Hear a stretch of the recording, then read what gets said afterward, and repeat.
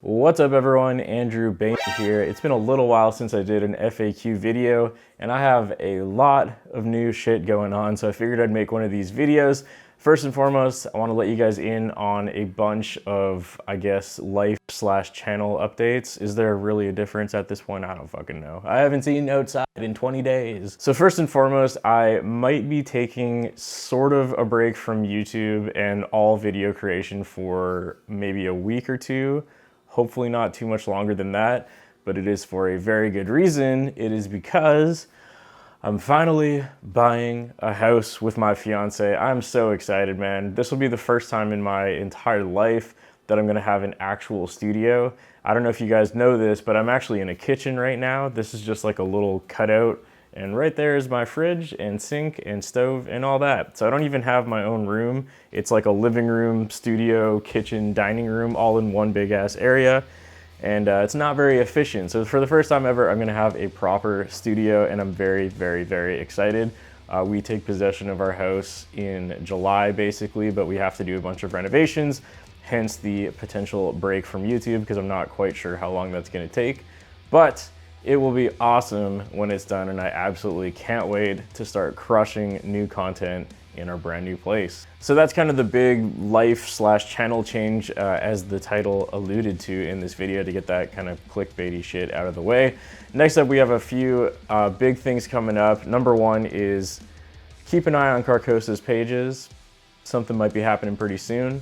Number two is I started a Cameo with Johnny where you can basically get us to scream at you, whatever you want. We've already done a bunch of them. We've done some happy Father's Days, some happy birthdays, some pep talks, trying to get someone to get a raise at work, anything fun and silly like that. If you want Johnny and I to scream at you, we got you. Go check out our Cameo. That's going to be linked in the description below. The only other thing I really wanted to mention before we get onto your questions is just that, once again, thank you so much to anyone who supports me over on TikTok.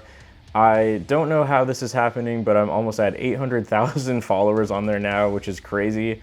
I'm hoping that I'll hit 1 million followers by the end of this year, which is insane. Obviously, if you guys have been following my YouTube channel, I've been doing YouTube for a very long time, probably over 10 years at this point, and I've only been doing TikTok for about 2 years, so having that growth, and it has vastly, overthrown my YouTube channel in way shorter time, is very cool and very weird.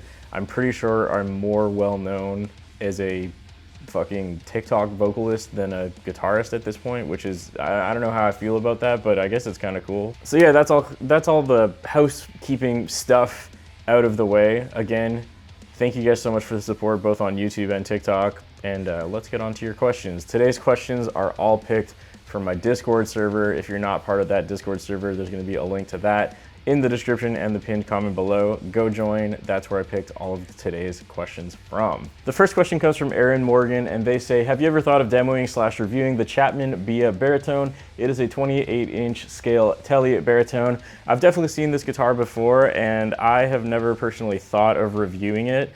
Basically, at this point, I really am only demoing guitars from companies that work with YouTubers. I think Chapman Guitars does work with YouTubers. I've just never reached out to them.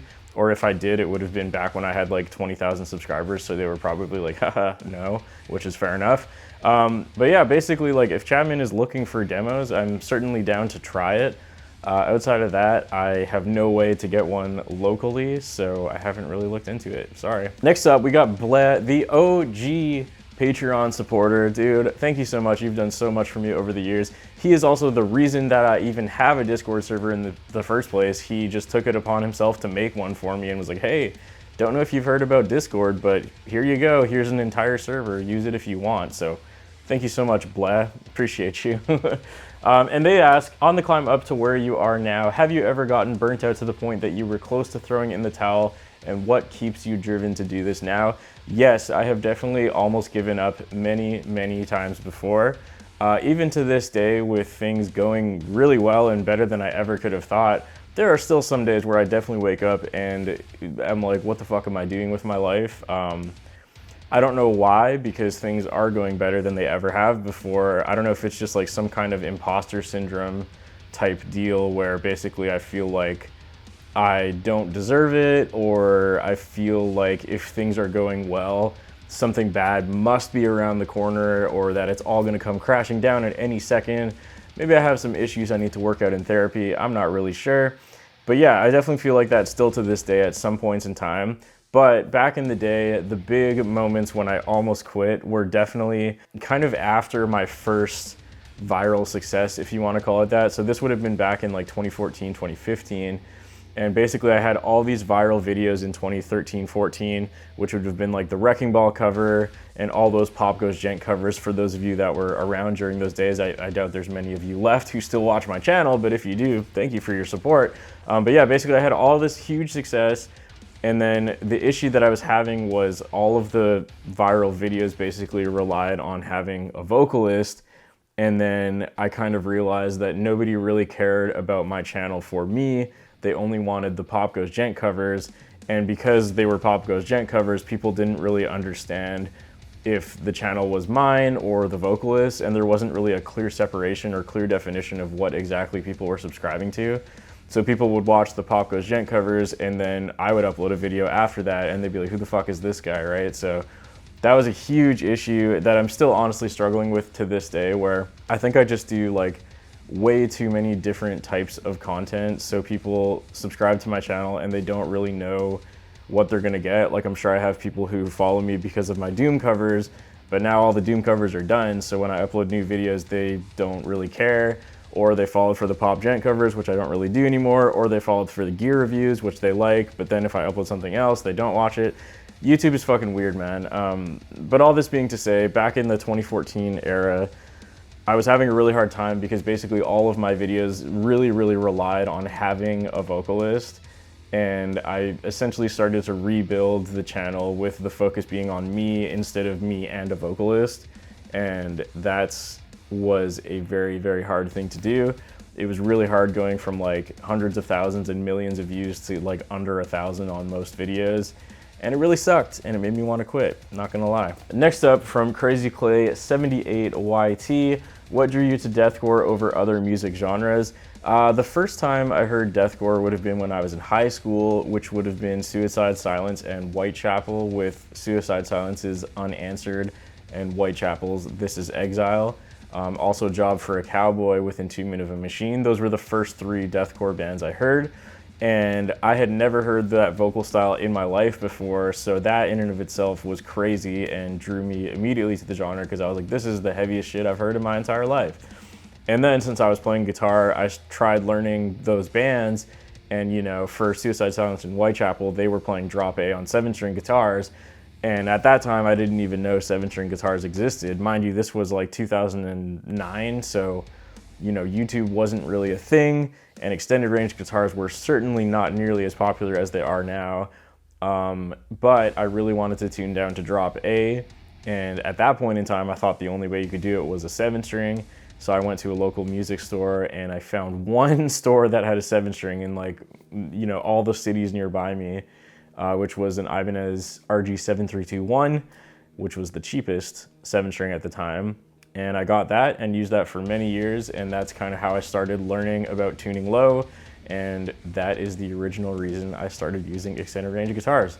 It wasn't because of gent, it was because of deathcore. So now, all these years later, I'm coming back to deathcore, and now I'm a guitarist in a deathcore band, weirdly enough. Next question comes from Aeneas de la Curda. I hope I'm pronouncing that right, but I'm probably not. And they ask, any more Doom covers? So the short answer to this is probably not, because I have milked Doom completely dry. There's basically no more Doom left for me to do as far as I know. I've covered pretty much every single song from Doom 2016, Doom Eternal, and the DLCs, at least all the songs that have guitars in them. I even went back and did the Doom 3 theme song as well as Into Sandy City, and I tried to kind of like modernize them, if you will, to sound more like the newer soundtracks. And I don't know, people didn't really seem to like those too much, so I'm probably just gonna leave it at that. But if you guys want me to, you know, keep doing those kind of throwback Doom covers, let me know. Right now, I'm really trying to expand and do other video game music outside of Doom, because I've really just I've done that to death. That horse has been beaten, you know what I mean? So I just recently did a cover of Devil May Cry, with Jeff plays guitar and Johnny, which I thought turned out awesome, and I hope you guys liked it too.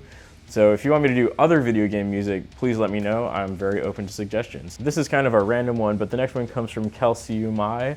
Least favorite fast food restaurant? I think I would have to say KFC. KFC just genuinely makes me feel like shit, and also makes me shit. Okay, next question is one I get all the time, but we're gonna answer it anyways. This comes from Wyatt. What is your favorite guitar out of my own collection? So it's a tie between two. Both of them are from the same brand though. It's either this guy right here, which is my Aristides 080R. This is a 8-string, as you can see there. And it's got one pickup and no volume, only kill switch. So it's either on or off, nothing else. Got the Evertune, always stays in tune. I don't think I've tuned this since my band CARCOSA shot our live stream, which was on like May 7th. And I was recording with it yesterday and I didn't even bother checking the tuning because it sounded fine to me. Of course, it's got that CARCOSA C emblem on the 12th fret. And yeah, it looks awesome, sounds great.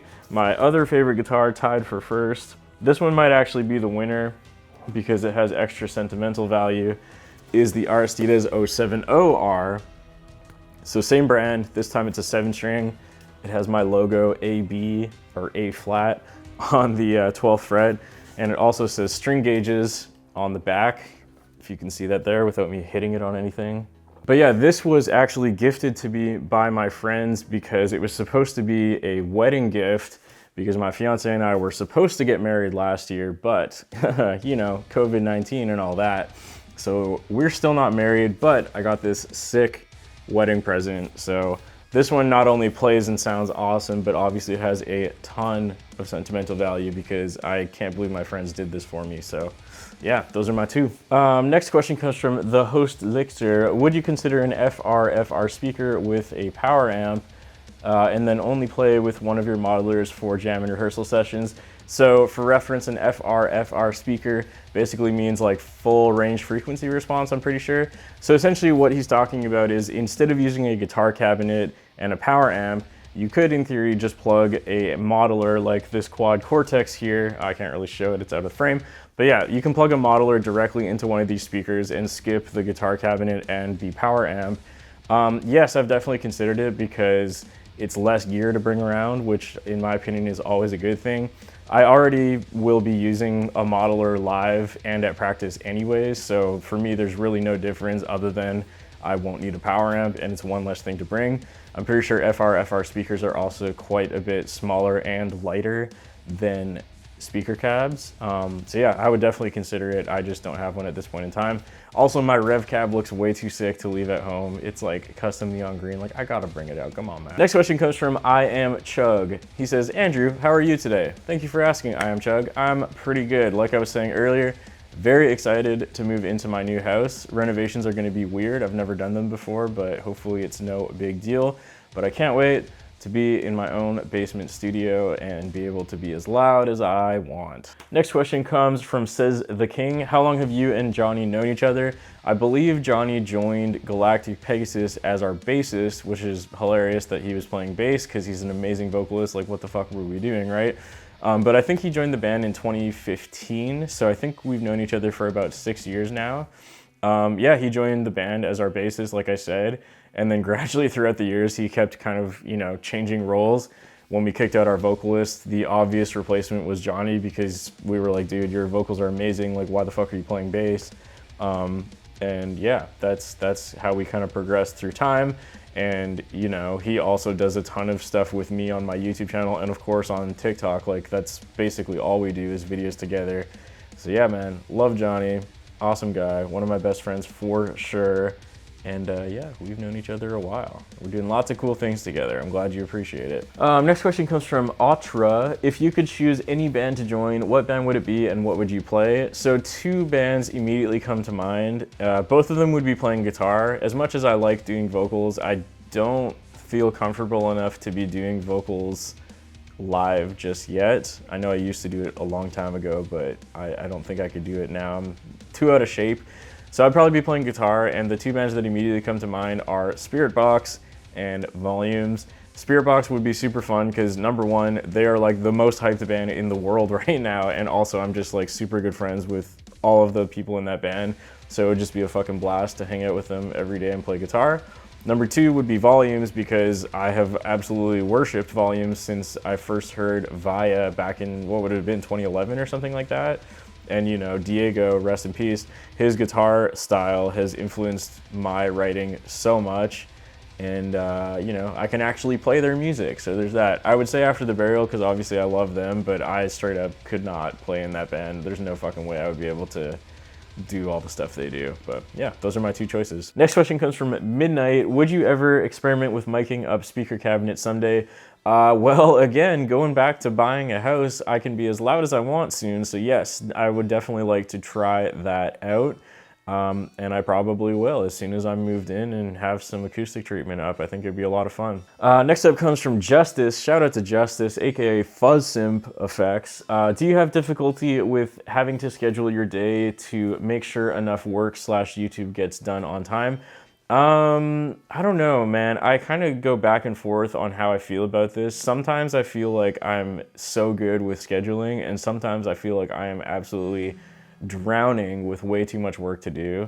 So I could definitely be better, but I don't think I've ever missed a deadline for a project that I was in complete control of, at least. I'm pretty good with making sure shit gets done on time. It's stressful, and I do a lot of things right up to the wire last minute, which I know my bandmates don't love, but that's just the way I work. I unfortunately work best under pressure, so I give myself a lot of pressure, which for better or worse produces good results, but is probably not great for my mental health. But that's how I do it. Next up comes from Cringelord. Signature guitar when? I have no idea. I've never had a company ask me to do a signature guitar, so the answer is I don't know / never.